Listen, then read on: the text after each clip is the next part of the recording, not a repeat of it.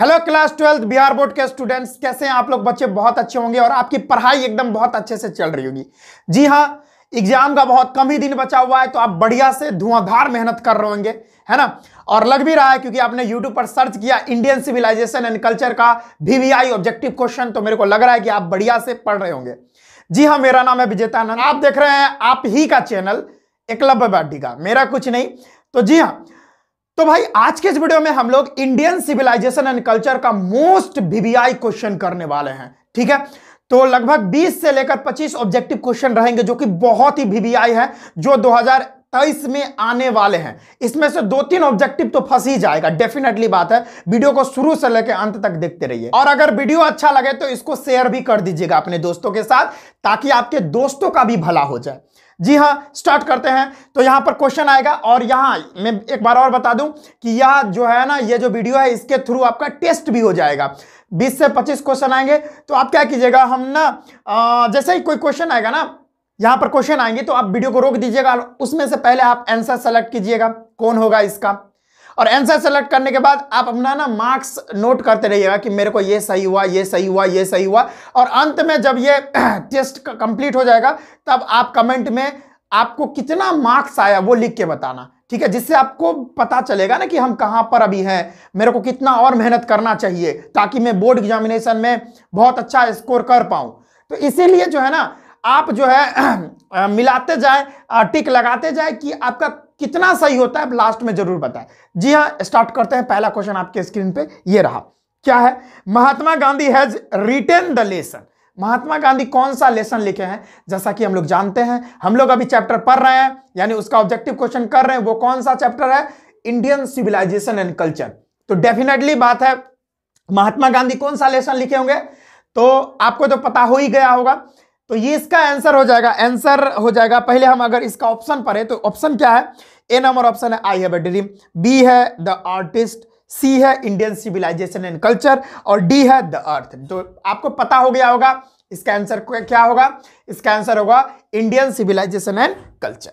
आगे बढ़ेंगे, इसका फर्स्ट का सी नंबर ऑप्शन सही हो जाएगा। आगे बढ़ेंगे तो स्टूडेंट्स हम लोग अगला क्वेश्चन पढ़ेंगे, क्या है? Dash were ruler of Egypt. Egypt का रूलर कौन था?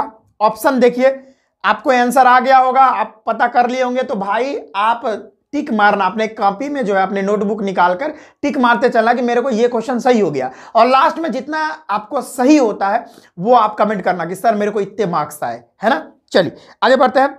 तो ये जो है ऑप्शन है, पहला ऑप्शन नंबर है अमेरिकन्स, है ना। बी नंबर में है अफ्रीकन्स, सी है इरानियंस, और डी नंबर में है फारोस। तो यहां पर क्या हो जाएगा? ऑप्शन नंबर डी एकदम सही हो जाएगा, फारोस। ठीक है, आगे बढ़ेंगे बच्चों, मजा आ रहा होगा। अगला है European civilisation will mean dash for India. यह क्वेश्चन 2018 में भी आ चुका है। फिर से इस क्वेश्चन को पढ़ेंगे, European civilisation will mean dash for India. Option देखिए, ऑप्शन नंबर ए क्या कह रहा है? वांट, बी है लिविंग, सी है रियल, और डी है रून, RUIN रून। तो आपको इसका आंसर पता होगा, डेफिनेटली आपने इसका सही जवाब दे दिया होगा। इसका आंसर हो जाएगा option number D, ruin, RUIN ruin. D number option इसका सही हो जाएगा। आगे बढ़ेंगे, आगे है देखिए, simple living and high thinking is the base of. अगला क्वेश्चन यही कह रहा है कि simple living and high thinking is the base of. Option देखिए क्या है? ऑप्शन नंबर ए है American civilization, B number option Indian civilization, C number है यूरोपियन सिविलाइजेशन, और डी नंबर है नन ऑफ दीज। तो आपको पता ही होगा क्या होगा, इंडियन सिविलाइजेशन इसका आंसर हो जाएगा, क्योंकि इंडियन सिविलाइजेशन हमें क्या सिखाता है? वहां के जो लोग होते हैं वो सिंपल रहना और हाई थिंकिंग वाले लोग होते हैं, यानी रहन सहन उनका सिंपल होगा लेकिन थिंकिंग जो है बहुत हाई होता है। आगे बढ़ेंगे हम लोग। तो अगला क्वेश्चन हम लोग पढ़ेंगे स्टूडेंट्स, क्या है? Indian glory is that it is. Indian glory is that it is. Option क्या है? इमूवेबल है, बी नंबर ऑप्शन है मूवेबल है ना, सी नंबर है अनसिविलाइज्ड है, या डी नंबर ऑप्शन है इग्नोरेंट है। तो भाई इसका जवाब दीजिए, क्या हो जाएगा? तो आपको पता होगा इसका जवाब क्या हो जाएगा। इसका जवाब हो जाएगा इमूवेबल है। क्या है? इमूवेबल है। आगे बढ़ेंगे भाई, आगे बढ़ेंगे। अगला क्वेश्चन है, dash was a spiritual leader then a politician. मतलब इन ऑप्शन देख लीजिए क्या है, नेहरू जी है, सरदार वल्लभ भाई पटेल, महात्मा गांधी या इंदिरा गांधी। यानी कौन जो है एक पॉलिटिशियन से ज्यादा स्पिरिचुअल लीडर है, आध्यात्मिक नेता है, कौन है भाई? तो आपको पता ही होगा किनके बारे में हम लोग पढ़ रहे हैं, है ना, गांधी जी के बारे में पढ़ रहे हैं, तो गांधी जी ही हो जाएंगे। तो option number C Mahatma Gandhi सही हो जाएगा, ये ऑप्शन हमारा सी सही हो जाएगा। आगे बढ़ेंगे। अगला ऑप्शन है भाई क्या है, my experiment with truth was written by. यानी माई एक्सपेरिमेंट विथ ट्रूथ, यह जो आपको पुस्तक है यह किनके द्वारा लिखी गई है? तो आपको पता होगा माई एक्सपेरिमेंट विथ ट्रूथ यह महात्मा गांधी के द्वारा लिखा गया। आपने ये जब पूरा चैप्टर पढ़ा होगा तो उसमें जरूर आपने ये चीज नोटिस किया होगा, है ना। माई experiment with truth Mahatma Gandhi ji के द्वारा लिखा गया है, ठीक है। ऑप्शन नंबर यहाँ पे बी ऑप्शन सही हो जाएगा। अब डेफिनेटली बात हम लोग महात्मा गांधी जी के बारे में ही बात करें तो उन्हीं का ही होगा आंसर ना, वही तो आंसर होने वाला है। आगे बढ़ेंगे। देखिए अगला यानी क्वेश्चन है कि the mind is a restless dash the more it gets the more it wants, है ना। फिर से पढ़ेंगे, the mind is a restless dash the more it gets the more it wants. Option यहां पे हो जाएगा बर्ड, डॉग, काउ, मंकी। देखिए भाई, ना तो इस चैप्टर में डॉग के बारे में बात किया जा रहा है, ना काउ के बारे में बात किया जा रहा है, ना ही मंकी बंदर के बारे में बात किया जा रहा है। आपको इस चैप्टर में एक पॉइंट तो याद होगा, वो क्या होगा भाई, our mind is a restless bird the more it gets the more it wants. तो यहां पर बर्ड के बारे में ही तो बात की जा रही है ना। तो बर्ड हमारा सही ऑप्शन हो जाएगा, यानी ये सही हो जाएगा। ऑप्शन नंबर ए में दिया हुआ है, ए नंबर ऑप्शन सही हो जाएगा। यहां पर आपको क्वेश्चन दिख ही रहा होगा। और बच्चों जितना सही होता है आप सही करते जाए, और लास्ट में आपको कितना सही होता है वो मेरे को बताएं, है ना, कमेंट करके बताएं कि सर मेरे को इतना मार्क्स आए, है ना। आगे बढ़ेंगे भाई, आगे बढ़ेंगे, आगे बढ़ेंगे। चलिए देखिए अगला क्वेश्चन है, the people of Europe learn their lesson from the writing of the man of dash, है ना।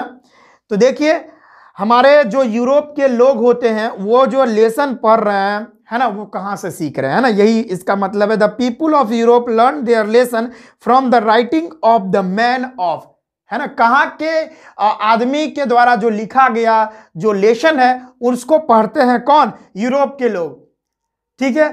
तो ऑप्शन आपको दे रखा है जर्मनी, बी नंबर ऑप्शन है ब्रिटेन, सी नंबर है ग्रीस और रोम, डी नंबर ऑप्शन है स्पेन। तो आपका जो यहां पर आंसर हो जाएगा सी नंबर ऑप्शन एकदम सही हो जाएगा। ग्रीस और रोम के वहां के जो राइटर है उनके द्वारा जो रिलेशन लिखा जाता है वो हमारे यूरोप के लोग वही क्या करते हैं, पढ़ते हैं, है ना, सीखते हैं। समझ में आ गया? बढ़िया। आगे पढ़ेंगे हम लोग, आगे पढ़ेंगे।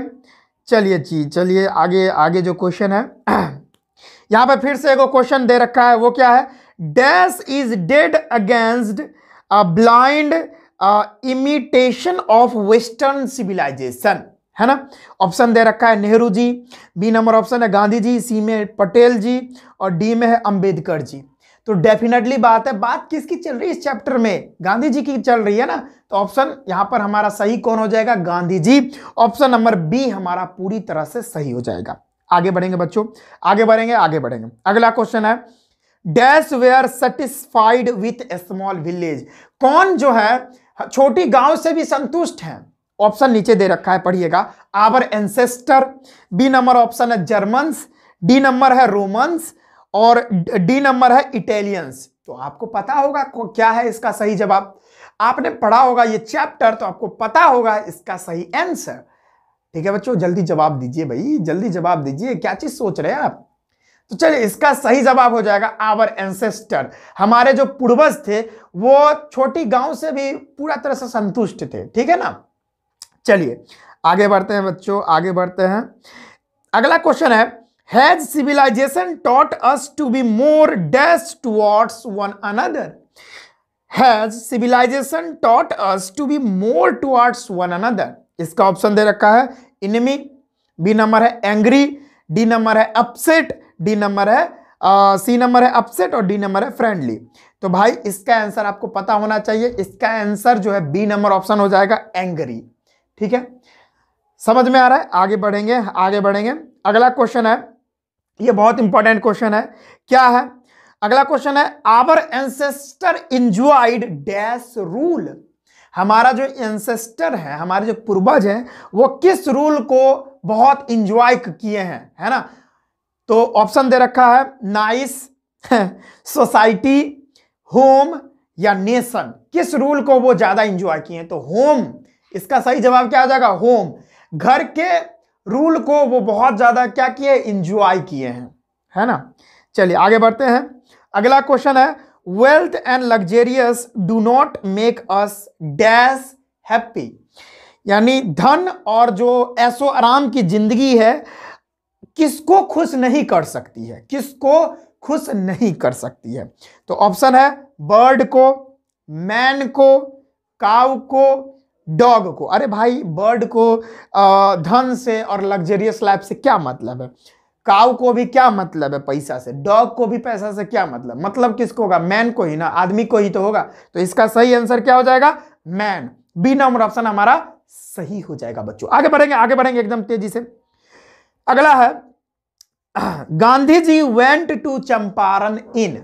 Gandhi ji went to Champaran in, यानी गांधी जी जो है चंपारण में कब गए थे? ऑप्शन दे रखा है 1915 में, बी नंबर है 1916 में, डी नंबर है 1917 में, या सी नंबर है 1917 में और डी नंबर है 1918 में। तो आपको पता होना चाहिए, जल्दी से सही जवाब दीजिए। आपने इस बात को हिस्ट्री में भी पढ़े होंगे जब आप क्लास 10th में होंगे। रेवोल्यूशन इन इंडिया, भारत में जो क्रांति थी ना, वो एक चैप्टर होगा, उसमें यहां पर गांधी जी के बारे में पढ़े होंगे कि गांधी जी चंपारण कब गए थे। तो चलिए, आई थिंक आपका अभी तक जवाब आ गया होगा, तो इसका मैं जवाब बता देता हूं। 1917 में महात्मा गांधी जी चंपारण गए थे, तो इसका सही जवाब 1917 हो जाएगा, 1917।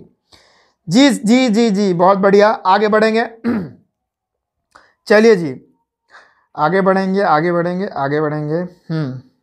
अगला है, he wrote different articles for. He यहां पर किसके लिए स्टैंड कर रहा है? ही यहां पर गांधी जी के लिए स्टैंड कर रहा है ना?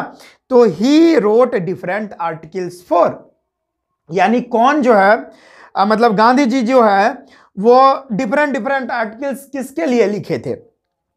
ऑप्शन है हिंदू के लिए लिखे थे, या टाइम्स ऑफ इंडिया के लिए लिखे थे, या द ब्लिज के लिए लिखे थे, या ऑप्शन नंबर डी है यंग इंडिया के लिए लिखे थे। तो अभी तक आपका सवाल का जवाब, जो मेरे सवाल का जवाब आपको आ गया होगा। तो ये जो है ना, यंग इंडिया के लिए लिखे थे, तो इसका सही जवाब क्या हो जाएगा? यंग इंडिया हो जाएगा सही जवाब। आगे बढ़ेंगे, आगे बढ़ेंगे, आगे बढ़ेंगे, आगे बढ़ेंगे। अगला क्वेश्चन है, civilisation point out to man. Civilisation point out to man, इसका ऑप्शन है ए नंबर ऑप्शन है हाउ टू मेक मनी, है ना? बी नंबर ऑप्शन है how to win the enemy, यानी पैसे कैसे, मतलब ए नंबर ऑप्शन था हाउ टू मेक मनी, कैसे पैसे बनाए, कैसे पैसे को मतलब हम कमाए। बी नंबर है how to win the enemy, कैसे दुश्मनों पर जीत प्राप्त करे। डी नंबर है the path of duty, duty का जो रास्ता है, आपका जो कर्म का रास्ता है। और डी नंबर है द वे ऑफ लिविंग, आपका रहने का तरीका। तो भाई इसका सही जवाब आपको पता हो गया होगा, जल्दी से जवाब दीजिए, टन टन टन टन, जल्दी से जवाब दीजिए, दे दिए होंगे। तो इसका सही जवाब होगा द पाथ ऑफ ड्यूटी, आपका जो कर्म है ना, उसका जो रास्ता है ना, जो आप ड्यूटी कर रहे हैं उसका जो रास्ता है, वो आपका सही जवाब हो जाएगा। यहां पर आगे बढ़ेंगे, चलिए जी आगे बढ़ेंगे। ओके ओके ओके, यहां पे अगला क्वेश्चन है, to observe morality is to attend a mastery over, यानी टू ऑब्जर्व मोरालिटी, नैतिकता। मोरालिटी का मतलब होता है नैतिकता को ग्रहण करने के लिए, अटेंड करने के लिए आपको किस पर मास्टरी प्राप्त करना होगा, यानी किस पर आपको कमांड होना चाहिए। तो ऑप्शन दे रखा है, ए नंबर ऑप्शन है इकोनॉमिक ग्रोथ आपका अच्छा होना चाहिए, या बी नंबर पॉलिटिकल एबिलिटी होना चाहिए आपके पास, C number mind and passion होना चाहिए अच्छा, या आर्ट होना चाहिए। तो आपको बता दें कि अगर आपको मोरालिटी पर, नैतिकता को अटेंड करना है, उसको अपने अंदर उतारना है, तो आपको सबसे पहले अपने माइंड और पैशन पर काबू रखना होगा, एकदम माइंड पर मास्टरी प्राप्त करना होगा। तो ऑप्शन नंबर सी यहां पर सही हो जाएगा। ऑप्शन नंबर सी क्या है? Mind and passion. ठीक है, चलिए भी, बढ़िया है, बढ़िया है, बढ़िया है। अगला क्वेश्चन है, the mind is a restless bird, the mind is a restless bird which always remains. हमारा जो दिमाग है वह एक बेचैन पक्षी की तरह होता है, और ऑलवेज रिमेन्स, और ये हमेशा क्या रहता है? हमेशा ये क्या रहता है? हमेशा हमारा दिमाग भूखा रहता है, हंग्री रहता है, कि अनसेटिस्फाइड रहता है यानी असंतुष्ट रहता है, कि थर्स्टी रहता है यानी प्यासा रहता है, कि सिक रहता है यानी बीमार रहता है। तो बताइए क्या होगा? हमारा जो दिमाग है, मैंने अभी जस्ट एक ऐसा ही ऑब्जेक्टिव क्वेश्चन कराया था ना, जिसमें बोला our mind is a restless bird, the more it want the more it gets, यानी the more it gets the more it wants and until unsatisfied, और अंततः पूरी तरह से क्या होता है? असंतुष्ट ही रहता है। हमारे दिमाग को जितना मिलता है ना, हमारा दिमाग चाहता है कि और चले, और हमको आ जाए, हमारे पास और धन आ जाए, और सारा चीज आ जाए, और अंततः असंतुष्ट रह जाता है। तो हमारा ऑप्शन क्या हो जाएगा? आपको पता चल गया होगा, हमारा दिमाग असंतुष्ट होता है। तो ऑप्शन नंबर क्या हो जाएगा यहां पर? बी नंबर ऑप्शन, अनसेटिस्फाइड, एकदम सही जवाब हो जाएगा बच्चों, है ना? बढ़िया, चलिए, गुड गुड गुड। देखिए अगला क्वेश्चन है, महात्मा गांधी वाज मोर अ, महात्मा गांधी सबसे ज्यादा क्या थे इनमें से? तो एक है पॉलिटिशियन, है ना, बी नंबर है इकोनॉमिस्ट, डी नंबर है सोशल रिफॉर्मर, या डी नंबर है स्पिरिचुअल लीडर। तो आपको पता होना चाहिए महात्मा गांधी एक पॉलिटिशियन से ज्यादा स्पिरिचुअल लीडर थे। क्या थे? स्पिरिचुअल लीडर, आध्यात्मिक नेता, है ना? चलिए जी, बहुत बढ़िया है। तो चलिए आज के इस वीडियो में बस इतना ही। तो आप कमेंट जरूर करें कि भाई आपको कितना सही हुआ, ठीक है ना? कमेंट जरूर करिए, हम हर एक विद्यार्थियों का कमेंट पढ़ते हैं, तो कमेंट जरूर करें। और आज के इस वीडियो में बस हम इतना ही। अगले वीडियो में हम लोग अगला चैप्टर का VBI ऑब्जेक्टिव क्वेश्चन लेके आएंगे। जितना भी मैंने क्वेश्चन करवाया हूं, सारे क्वेश्चन बिहार बोर्ड में पूछे जा चुके हैं, और बिहार बोर्ड क्या करता है ना कि भाई जो क्वेश्चन पूछे जा चुके हैं वही क्वेश्चन को रिपीट करके पूछता है। तो भाई हम लोग वही तो कर रहे हैं, हम लोग प्रीवियस ईयर क्वेश्चन कर रहे हैं, तो उसी में से टकराएगा क्वेश्चन। तो टेंशन नहीं लेना है, आप लोग को ये क्वेश्चन पढ़ के जाना है, आप डेफिनेटली पूरा में पूरा ऑब्जेक्टिव सही बना के आओगे, है ना? तो चलिए आज के इस वीडियो में बस हम इतना ही रखते हैं, हम मिलते हैं नेक्स्ट वीडियो में। तब तक के लिए जय हिंद, वंदे मातरम, राधे राधे, जय श्री राम।